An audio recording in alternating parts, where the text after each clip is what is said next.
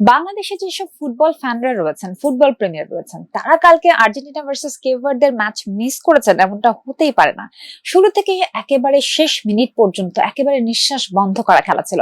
আর Cape Verde এত ভালো performance করবে এটা হয়তো কেউ চিন্তাও করতে পারেনি। শেষ পর্যন্ত আর্জেন্টাইন ফ্যানরাই বলছিলেন যা কেপভার্দে কিন্তু ডিজার্ভ করতো আজকে রাউন্ড 16-এ চলে যাওয়াটা।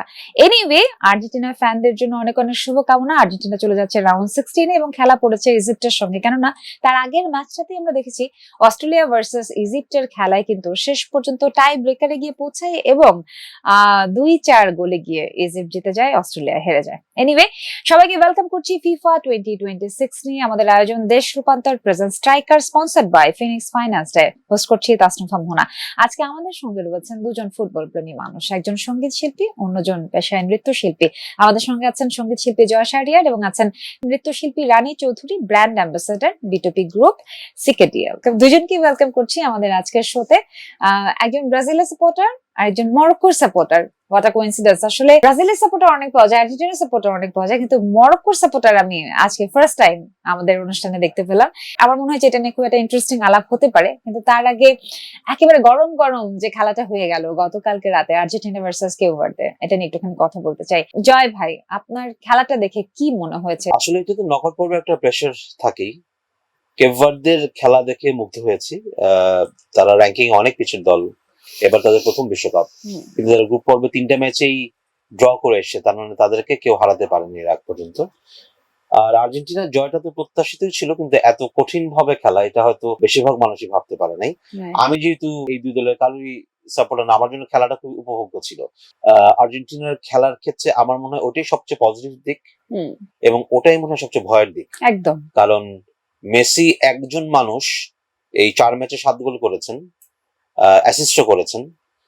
তো মানুষ তো হতেই পারে কোনো একটা ম্যাচে বা কোনো একটা খেলার বিশেষ সময়ে সেই আউটপুটটা বা সেই পারফরমেন্সটা হলো না, তখন তো কাউকে না কাউকে দায়িত্ব নিতে হবে। সেই জায়গা থেকে আমার মনে হয় 3-2 গোলে জয়টা খুব একটা স্বস্তি দেবার কথা না। আবার খেলাধুলা যেটা হয় আসলে কয় গোলে জিতলো তো বিষয় না, শেষ পর্যন্ত যেহেতু নকআউটে জিতে পরের রাউন্ডে গেছে, সেটাই গুরুত্বপূর্ণ। পরের রাউন্ডে মিশরের সাথে খেলা, মিশরের সাথে খেলাটা আমার মনে হয় এর চেয়ে কঠিন হবার কথা, সোজা হবার কথা না। মরক্কোর যেহেতু সাপোর্টার, তার মানে খেলাটা খুব ভালোই দেখা হয়।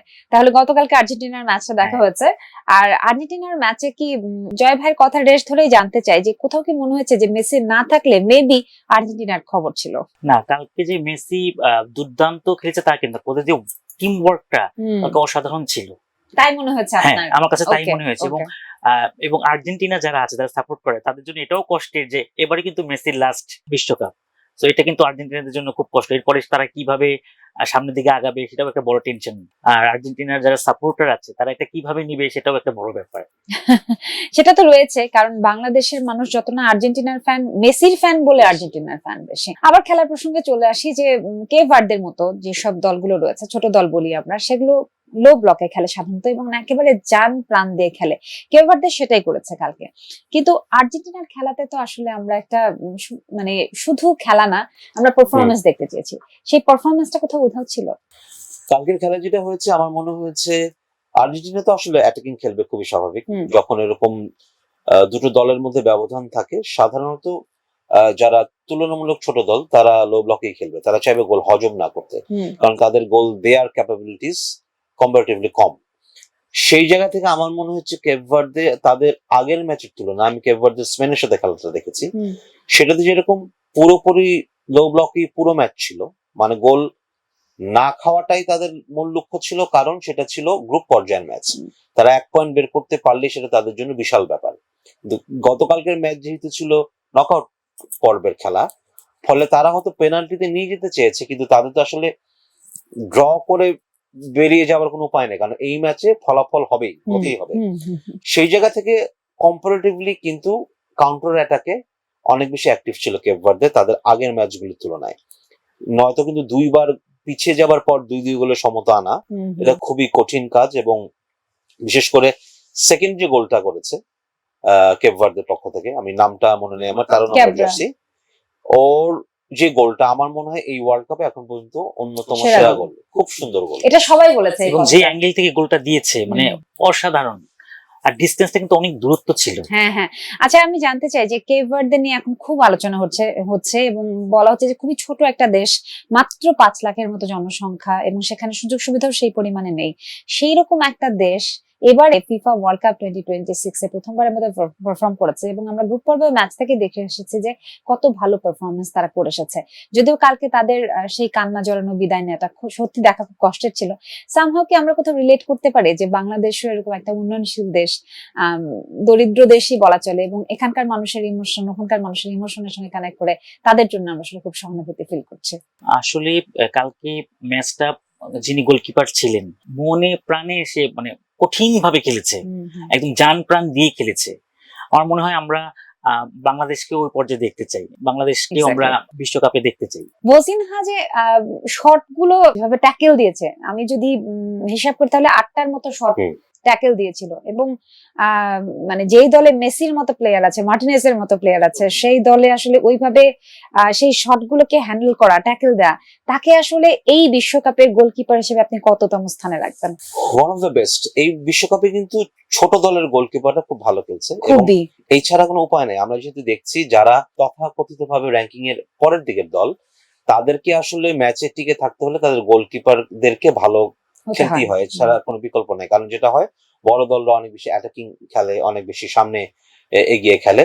সেক্ষেত্রে যদি ভজিনহার কথা বলি, ওদিকে জাপানের গোলকিপার ছিলেন সুজুকি, এছাড়া অন্যান্য স্পেশালি আফ্রিকান দলগুলোর গোলকিপার যারা খেলছে, আমার কাছে মনে হচ্ছে খুবই দুঃখজনক, বা হয়তো লাকটা ফেভার করছে না।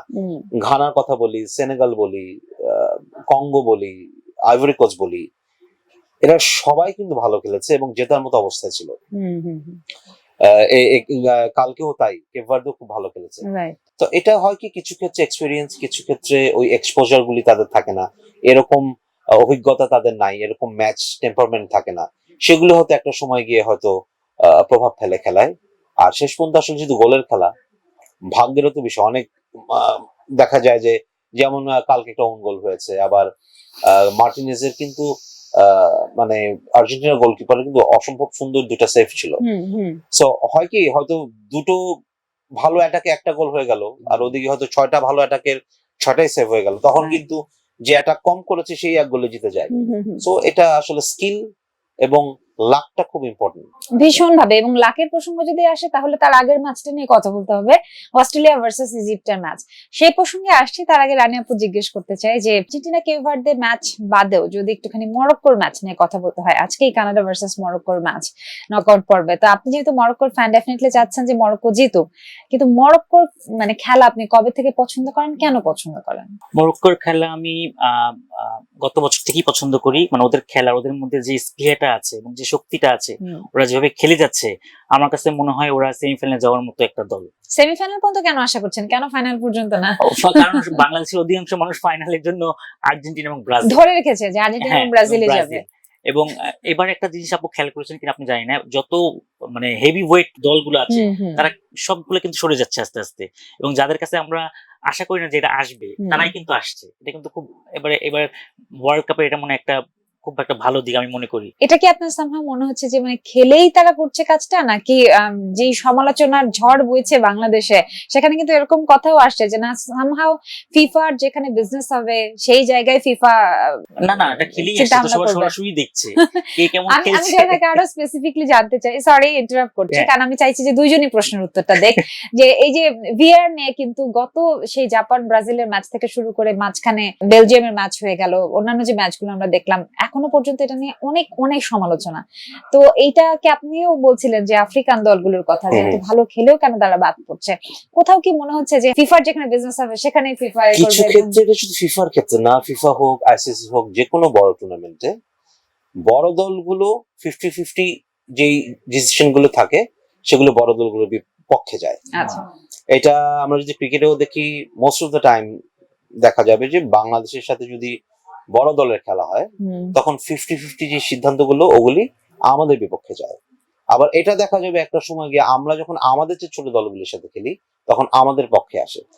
ফুটবলও আমার কাছে সেটাও মানে সেটা একদম উড়িয়ে দেওয়া যাবে না, যেই ফাউলটা হয়তো এবং যখন রেফারিরা মাঠে থাকে অন দ্য পিচ, কিন্তু তাদের ওটাও একটা দায়িত্ব। এই যে মেসি, এমবাপ্পে, ভিনি, হালান্ড, যারা এরকম খুব নাম করা প্লেয়ার, তাদেরকে যদি বেশি চার্জ করা হয়, তাদেরকে যদি বেশি ফাউল করা হয়, তাদের ওই বিষয়টা খেয়াল রাখাটাও referee one of the responsible on the pitch. আচ্ছা তো সেই জায়গা থেকে হয়তো এই বড় প্লেয়াররা ফল বেশি পাবেন, এটাও খুব স্বাভাবিক। তবে ওই যে যেটা বললাম, এটা সত্যি আমার এই পুরো ওয়ার্ল্ড কাপে খেলা দেখে মনে হয়েছে এই সিদ্ধান্তগুলি, যেমন একটা ম্যাচে আইভরি কোস্টের সাথে আমার মনে আছে জার্মানির যে প্রথম গোলটা, মাথায় পা লাগার পর সেই বল রিসিভ করে পাস দিল, সেটা গোল হলো। এটা আমি নিশ্চিত উল্টো দিকে হলে কখন হতো না, তখন ফল হয়ে যেত। তো এরকম প্রচুর সিদ্ধান্ত আছে, যেমন সেনেগালের বেলজিয়ামের সাথে খেলায় এখন যেহেতু প্রযুক্তি আমাদের সেই সুযোগটা দেয়, সেটা কেন নেব না, এটা যেমন সত্যি কথা। কিন্তু আমার কেন জানি মনে হচ্ছে, আমি যেহেতু একদম ছোটবেলা থেকে খেলা দেখি, আমি খুবই খেলা অন্তর্প্রাণ মানুষ, আমার কাছে মনে হচ্ছে কোথায় যেন খেলার যে টেম্পোটা এটা নষ্ট হচ্ছে। এই যে হাইড্রেশন ব্রেক, যদি কিছু কিছু ভেন্যু যেগুলিতে আসলে অসম্ভব গরম, 35-40 ডিগ্রি যেগুলিতে হয়ে যাচ্ছে, সেখানে প্রয়োজন হলে নেওয়া হোক, কিন্তু সব ম্যাচেই এই হাইড্রেশন ব্রেক তো আমি ইউসিএল এ দেখছি না, হাইড্রেশন ব্রেক তো অন্য সব লিগে হচ্ছে না, এই প্লেয়াররাই তো 90 মিনিট 120 মিনিট খেলছে। তো ওটা আমার কাছে মনে হচ্ছে অবভিয়াসলি ব্যবসা একটা বিষয়, প্রতি হাফেও যদি আরো 2 মিনিট বিজ্ঞাপন দেখানো যায়, সেটা তো ব্যবসার একটা জায়গা আছেই। আর এর বাইরে আরেকটা যেটা বললাম, ওই যে ভিআর এর ক্ষেত্রে আসলে এখন এত সূক্ষ্ম এবং কিছু নিয়ম কিন্তু নতুন এসছে। এবার আগে কিন্তু অফসাইডের ক্ষেত্রে পার্ট অফ দি বডিকে ওভাবে পুরো বডিটাকে আমরা কাউন্ট করতাম। এখন যার বড় চুল, যদি এরকম বড় চুল হয়, চুলের এই অংশ যদি বাইরে থাকে, তাহলেও সেটা অফসাইড কাউন্ট হচ্ছে। আর কিছু নিয়ম আছে যে এটা কিছু বিষয় আছে যেগুলি 50-50 এরকম, এটা রেফারি ডিসাইড করবেন। যেমন এই গতকালকেরই একটা খেলায় আমি যদি ভুল না করি, যখন ডিফেন্ডার, ইনফ্যাক্ট এটা ক্রোয়েশিয়ার সাথে খেলা, মানে যখন ডিফেন্ডার পিছে লাগলো, সেটাকে যদি কাউন্ট করতো রেফারি, তাহলে কিন্তু এটা গোল হয়। কিন্তু সেটাকে তিনি কাউন্ট করেন নাই, কারণ he was not into the game, ওটা আনইনটেনশনাল টাচ ছিল। বা যে হেড করেছে, সে লাফিয়েছে হেড করার জন্য, তার একদম চুল পরিমাণ লেগে গেছে, সেটা খালি চোখে বোঝার কোনো উপায় নাই। ভিআর এ দেখা গেছে একদম, ওই যে আমরা এখন স্নিকও যেমন দেখি ক্রিকেট খেলায়, নিক হলে একদম ছোঁয়াটাও বোঝা যায়, ওরকম তার মাথার স্পর্শ আছে, এরপরে ডিফেন্ডারের একদম পিঠে ভালো মতোই লেগেছে। এটা রেফারির চয়েস, রেফারি মনে করেছেন এটা অন দি ফ্লোতে ডিফেন্ডারের টাচটা ছিল আনইনটেনশনাল, সো ওই স্ট্রাইকিং টিমের টাচটাকে ধরেছে, ফলে এটা অফসাইড নিয়েছে। তো কিছু ক্ষেত্রে নিয়ম অনেক কঠিন হয়ে গেছে, কিছু ক্ষেত্রে এটা ওই পার্সপেক্টিভে রেফারি কিভাবে দেখছেন সেটা খুব গুরুত্বপূর্ণ। আমরা এবার নেইমারকে দেখছি, নেইমার যদি ইনজুরি থেকে ফিরছে, ও কিন্তু এখন বেশি খেলছে না, মানে হাফ টাইমে পরে নামছে, বা তো ওর কাছে এবার কেমন, ব্রাজিল যেহেতু উনি আছেন, ওনারা কেমন প্রত্যাশা করে, আমি একটু মানে ভাইয়ের কাছেই জানতে চাই। নিশ্চয়ই ব্রাজিলের ক্ষেত্রে যেটা হবে, যেমন ব্রাজিল তো আসলে ইনজুরি প্রবণ দল, এবার দেখা যাচ্ছে রাফিনিয়া খেলতে পারছে না 2 ম্যাচের পর থেকে, গত ম্যাচে পাকেতাও ইনজিউর্ড, ক্যাসেমিরো ইনজিউর্ড। নেইমারের ব্যাপারটা আমার যেটা মনে হয়, বড় প্লেয়ারদের এক্সপিরিয়েন্স এবং প্রেজেন্সটা খুব ইম্পর্টেন্ট। আর এখন যেহেতু শুরু হচ্ছে সব নকআউট পর্ব, একটা ম্যাচ খেলে এসছে, নেইমার যদি 30 মিনিটও খেলে, আবার এমন হতে পারে বেশি খেলবে, কারণ যদি পাকেতা খেলতে না পারে, হয়তো নেইমার আরো বেশি ম্যাচ টাইম পাবে। আর হয় কি, বিশ্বকাপে এক এক ভাবে ইম্প্যাক্ট রাখা যায়, যেমন নেইমার এবার সেভাবে খেলতেই নামে নাই, কিন্তু খুব গুরুত্বপূর্ণ সময় তার একটা গোল বা একটা অ্যাসিস্ট হয়তো ব্রাজিলকে শিরোপা জেতাবে। তো সেই জায়গাতেই কিন্তু 7-8-10 গোলের চাইতে অনেক বেশি ইম্প্যাক্টফুল হয়ে যায়। So Neymar is a big player and big match player. তা আমি বিশ্বাস করি এখন যেহেতু মূল পর্ব শুরু হয়েছে, Neymar will have his impact on Brazil এবং পুরো বিশ্বকাপে। আপনি অনেক আশাবাদী, তারা অনেক ভালো খেলছে, গ্রুপ ম্যাচ থেকেই ভালো খেলে আসছে, এখনো পর্যন্ত তারা ভালো খেলছে, এবং আপনি আশা করছেন যে সেমিফাইনালে তারা যাবে। So best of luck for Morocco. জানতে চাই আপনার প্রফেশন সম্পর্কে, আপনি একজন নৃত্যশিল্পী, কবে থেকে নাচ শিখছেন? আমি একদম ছোটবেলা থেকে নাচ শিখছি। বুলবুল লতাটাকে বাফা নাম করা, সবাই চিনে। তো আমার গুরু হচ্ছে সাদিয়া ইসলাম মৌ, সবাই চিনেন, উনি হচ্ছে আমার নাচের গুরু। হ্যাঁ, এবং ফারহানা চৌধুরী বেবি, দুজনের কাছ থেকেই আমি নাচ শিখেছি। এবং নাচ শেখার পর আমার মানে বেশিরভাগ সময় কেটেছি মৌ আপুর সাথে, এবং তাকে আমি মা বলে ডাকি, উনি আমার নাচের গুরু। তো ওনার কাছ থেকে আমার সমস্ত কিছু শেখা, মানে আমার আইডল, আমার শাড়ি পরা, মেকআপ করা, কিভাবে নাচের এক্সপ্রেশন, কিভাবে, মানে এভরিথিং ওনার কাছে। শিখি। সো এই নাচটা আমি সেরা নাচি টপ 10 ছিলাম। বাহ, তো ওখান থেকেই আমার আসলে যাত্রা শুরু। তো ওখান থেকেই কাজ করা শুরু করলাম আস্তে আস্তে। যখন কাজ করলাম তখন আস্তে আস্তে এখন আমি একটা সিনেমাও করেছি। বাহ।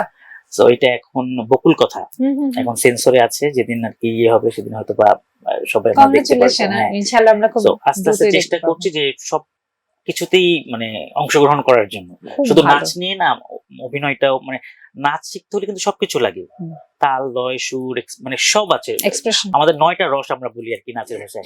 তো ওইটা করতে গেলে আমরা সবগুলোই করতে পারি। ফ্যাশন শো মানে তখন এক্সট্রা শেখা লাগে না। আপনাদের পাশাপাশি বিটুপি গ্রুপেরও ব্র্যান্ড অ্যাম্বাসেডর কি করে যুক্ত হলেন সাথে? এবং বিটিপি গ্রুপের ওরা একটা সার্কুলার দিয়েছিল, আমাকে বলেছিল যে ইন্টারভিউ নেওয়ার জন্য। তো আমি তখন ইন্টারভিউ নিতে গিয়েছিলাম। যখন ইন্টারভিউ নিতে গিয়েছিলাম, তো বিটিপি গ্রুপের যিনি মালিক মানে সিকেডিএল যিনি মালিক, উনি তখন বলেছে যে ওনাকে আমাদের ব্র্যান্ড অ্যাম্বাসেডর হিসেবে জয়েন করতে বলে। ও বাহ। তো তখন ওই হিসেবে তখন আমার সাথে মিলে গেছে কথায়, তখন আমি জয়েন করে ফেলেছি। কি ধরনের কাজ করেন আপনি? অনেক গণসচেতনতামূলক কাজ করেন। বিটিপি কাদের গ্রুপ নিয়ে বেসিক্যালি কাজ করেন? গার্মেন্টস তো আলাদা একটা সাইট। আমাদের এটা আবার বেবজার আন্ডারে, হুম। প্রধানমন্ত্রী কার্যালয়ের আন্ডারে গার্মেন্টসটা। তো এর পাশাপাশি আমি সামাজিকমূলক কাজ করি, বিধবা নারী, পথ শিশু, এদেরকে নিয়ে আমরা কাজ করি। এরা যেন ঠিক মতো সমাজে চলতে পারে সবাই একসাথে। এবং আপনি দেখবেন যে অনেকে এবার বাবা মাকে তারা বৃদ্ধাশ্রমে দেয়। তো আমরা এখন যে জায়গাটায় কাজ করছি যেন কোনো বাবা মা বৃদ্ধাশ্রমে না যায়, তারা যেন ফ্যামিলিতে ছেলে মেয়ের কাছেই তারা মানুষ হতে পারে, এই জিনিসটা বেশি করে দেখছি আমরা। খুব ভালো, খুব ভালো উদ্যোগ। এবং এই যে একের পর এক ভালো ভালো কাজ করছেন, মানুষের জন্য কাজ করছেন। একেবারে প্রবাদে বললে বলে না যে ঘরের খেয়ে বোনের মোষ তাড়ানো, অনেকটা ব্যাপারটা এরকমই। কারণ আমি জানি যে এই ধরনের কাজগুলোতে শান্ত যেগুলো স্বেচ্ছাসেবক ভাবে করা হয়, সেগুলো থেকে আসলে ওইভাবে অর্থের রিটার্ন পাওয়া যেটা সেটা ভাবে হয় না, কিন্তু একটা মানসিক শান্তি পাওয়া যায়। মানে উনিও তো একজন শিল্পী, আমি জি। একজন শিল্পী। মানে আমি বেশিরভাগ দেখেছি, মানে এটা একদম দেখা যে যারা শিল্পী তারা এই ধরনের কাজগুলো করতে কিন্তু ভালোবাসে। তারা কিন্তু টাকার দিকে তাকায় না, তারা কিন্তু এই ধরনের কাজগুলো করতে ভালোবাসে। যেহেতু উনি আছেন, উনি একজন গানের আর্টিস্ট, উনি আরো ভালো বলতে পারবে যে আসলে শিল্পীরা আমরা কি ধরনের হতে পারি। আমরা কিন্তু কখনো চাই না কোনো মানুষের ক্ষতি হোক, পারলে তার উপকার করি, তার পাশে গিয়ে দাঁড়াই। তো সব শিল্পীরা আমি মনে হয় একই মনোভাব। জয় ভাই শুধুমাত্র সঙ্গীত শিল্পী না, উনি দীর্ঘদিন ধরে কাজ করছেন, মানে লেখালেখি নিয়ে কাজ করছেন, নিজে লেখালেখি করেন, অনেকের সঙ্গে লেখালেখি নিয়ে তার যোগাসূত্র আছে, প্রকাশকদের সঙ্গে অনেক জানাশোনা, এবং প্রতি বছরই দেখা যায় যে উনি একটা স্টল নিয়ে বসেন এবং সেখানে নতুনদেরকেও অনেক সুযোগ দেন, আবার যারা ভালো লেখেন তাদের অনেক বই বের করেন। কত বছর হলো এই কাজটার সঙ্গে জড়িয়ে থাকা? আজও প্রকাশের হয়েছে 6 বছর, আর ইনফর্মালি করছি অনেকদিন, সেটা ফ্রম 2008। আজব রেকর্ডস আমার যে রেকর্ড লেভেল সেটা করছি 2013 থেকে। So it's been 13 years. আর আমাদের একটা ইভেন্টস আছে আজব কারখানা, সেটা ইটস বিন অ্যারাউন্ড 11 ইয়ার্স, 2015 থেকে। বাহ, দারুণ। নতুনদেরকে যে সুযোগ দিচ্ছেন যারা লেখালেখি করছে, এটা কি সামহাও কোথাও তো একটু রিস্কও হয়ে যাচ্ছে? কারণ নতুনদেরকে সেইভাবে কেউ চেনে না, সেই বইটা কিনবে কি কিনবে না, সেগুলো কি করে হ্যান্ডেল করেন? এটা আসলে নতুনদের তো লাগবেই, কারণ আমি আসলে এই আর্ট কালচারটাকে একটা রিলে রেসের মতো দেখি। আমি আজকে দাঁড়িয়ে আছি যেখানে, আজ পর্যন্ত সব গান আমার, আজ পর্যন্ত সব সাহিত্য আমার। তো এটা সামনে এগোবে যারা এখন কাজ করছে এবং পরে কাজ করবে। তাই আমি যেমন আমার পূর্বসূরীদের কাছ থেকে অনেক কিছু পেয়েছি, আমার মনে হয় আমারও দায়িত্ব আমার পরে যারা আসবে তাদের জন্য সেই প্ল্যাটফর্মটা দিতে চেষ্টা করে। এবং আমি খুব পজিটিভলি একটা জিনিস দেখতে চাই। আমার মনে হয় আমি যা পাই নাই বিং অ্যান আর্টিস্ট, আমি যা অভাব অনুভব করেছি, আমার যদি সক্ষমতার মধ্যে থাকে আমি চেষ্টা করি বা চেষ্টা করব আমার পরে যারা আসবে তারা যাতে সেই অসুবিধার সম্মুখীন না হয়। তো সেই জায়গা থেকে আসলে গান বলি বা লেখালেখি, বই প্রকাশ বলি বা গান প্রকাশ বলি, সব জায়গাতেই আজব রেকর্ডস এবং আজব প্রকাশ চেষ্টা করেছে নতুনদের পাশে থাকবার জন্য। আর পার্সোনালি আমি খুব উপভোগ করি, কারণ একদম নতুনদের যে ফ্রেশনেসটা থাকে, যে ইউনিক বিষয়টা থাকে, সেটা খুব ইন্টারেস্টিং। কারণ একটা সময় পর তো একজন আর্টিস্টের একটা জনরা বা একটা স্টাইল তৈরি হয়, একটা ধরন তৈরি হয়, সেটা হয়তো আমরা একভাবে উপভোগ করি, কিন্তু নতুন কিছু যদি আমরা চাই সেটা কিন্তু নতুনরাই দিতে পারে। একদম একদম নতুনদের থেকেই সেটা আসতে এবং পারে। সেটা আমাদের নাচে বিশেষ ভাবে, মানে আমি একটা নাচে গুরু, আমি ওকে যেভাবে শিখাবো নতুন পেয়ে, সে যখন অন্য একাডেমি থেকে শিখে আসবে তাকে আমার তৈরি করতে বেশি কষ্ট হবে। আচ্ছা। আর যখন আমি তাকে একদম নতুন পাবো তাকে কিন্তু আমি ওইভাবেই তৈরি করতে পারবো। সো মানে একদম নতুনকে তৈরি করা এটা খুব ভালো একটা দিক। কিন্তু আমার কাছে মনে হয় যে আমাদের যারা আরো আর্টিস্টরা আছে তারা কেন জানি পুরাতনদের নিয়ে কাজ করতে স্বাচ্ছন্দ্য বোধ করে, কিন্তু আমি এটা একদমই পছন্দ করি না। আমি করি যে নতুন শিখবে, নতুন মানুষ আসবে, তখন এটা আমার ক্রেডিট যে একটা নতুন মানুষ আমি তৈরি করতে আপনি পারছি। শেখাচ্ছেন? হ্যাঁ, আমি নাচ শিখাই, এখন শিখাচ্ছি না, এখন নিজেই পারফরমেন্স করছি। কিন্তু আগে আমার একাডেমি ছিল, এখন একাডেমি করছি না, এখন বিভিন্ন কাজ নিয়ে ব্যস্ত। তো হয়তো ইনশাল্লাহ সামনে আবার একাডেমি শুরু করবো, কারণ সবাই শিখতে চায়। হ্যাঁ। তো আবার হয়তো শুরু করবো।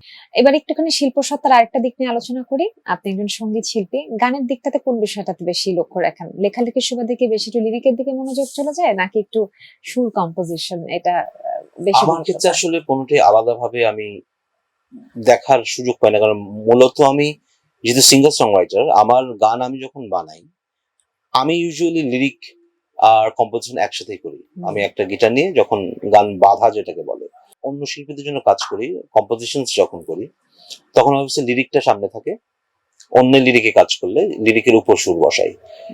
তবে আমার কাছে মনে হয় দুটো খুবই গুরুত্বপূর্ণ। অনেকে মনে করতে পারেন যে সুর প্রধান যেহেতু গান, কারণ একটা কথায় তো সুর বসলে সেটা গান হয়, সেক্ষেত্রে হয়তো সুরটাই বেশি গুরুত্বপূর্ণ। তবে আমার কাছে মনে হয় কথা সমানভাবে গুরুত্বপূর্ণ, কারণ কথা এবং সুর দুটো যদি দুটোকে কমপ্লিমেন্ট না করে তাহলে একটা পরিপূর্ণ গান হয়ে ওঠে না। তা তো অবশ্যই। খেলার প্রসঙ্গে একটুখানি ফিরবো, কারণ যেহেতু আমরা খেলার মাঠে আছি, ইনভিজিবল একটা খেলার মাঠ, এবং খেলা নিয়ে কথা বলছি, ফুটবল ওয়ার্ল্ড কাপ 2026 এই নিয়ে, এবং আলটিমেটলি মরক্কো নিয়ে আপনার আশাবাদ তো আমরা শুনেইছি। পাশাপাশি যদি মরক্কো বাদ দিয়ে আপনি অন্য কোনো দলকে সাপোর্ট করতেন, তাহলে কোন দলকে সাপোর্ট করতেন, কেন? আমি মরক্কো বাদে কোনো দলকে সাপোর্ট করতাম না, কারণ ওদের খেলা আমার এতই ভালো লাগে, আমি ওই দলকে সাপোর্ট করতাম। ছিটকে পড়লে কি করবেন রাউন্ড 16 এ গিয়ে? কিছু করার নেই, কিছু মেনে করার নিতে হবে। অনেক অনেক শুভকামনা রানী আপু আপনার জন্য। আপনি আরো অনেক অনেক কাজ করেন, যেহেতু সাংস্কৃতিক মনা মানুষ, আমি না বললেও আপনি কাজ করবেন, ভালো ভালো কাজ করবেন। আর যারা আসলে সংস্কৃতি প্রেমী মানুষ, ক্রিয়েটিভ মানুষ, তারা তো আসলে চাই সারা জীবন মানুষের জন্য কাজ করে যেতে। জয় ভাই, অনেক অনেক ধন্যবাদ। মানে সিঙ্গার কাম লিরিসিস্ট কাম কি বলবো, কবি, লেখক, তার পাশাপাশি মানে ফুটবল অ্যানালিস্ট মনে হয়েছিল আজকে আপনার সঙ্গে কথা বলে। এবং আপনি প্রত্যেকটা খেলা তো এত মনোযোগ দিয়ে দেখেছেন, প্রতিটা জায়গা বিভিন্ন শট নিয়ে যেভাবে কথা বলেছেন, ভিআর এর ডিসিশন নিয়ে যেভাবে সমালোচনা গুলো করেছেন, তো আমার কাছে মনে হয়েছে যে হ্যাঁ, মানে ট্যাকটিক্যাল ডিসিশন করলে কোন একজন ফুটবল প্লেয়ারকে পেলে আমরা যেরকম ভাবে পেতাম, আপনাকে আজকে আমরা সেইভাবে পেয়েছি। Thank you so much Joy ভাই, thank you so much Rania, thanks for coming. দেখা যাক কি হয় রাউন্ড 16 এ, 32 তো শেষের দিকে। Desh Rupantor presents FIFA World Cup 2026 এ আমাদের আয়োজন Desh Rupantor presents striker, sponsored by Phoenix Finance. Host করছিলাম এতক্ষণ তাসনুফা মোহনা। দেখা হবে নেক্সট পর্বে। Till then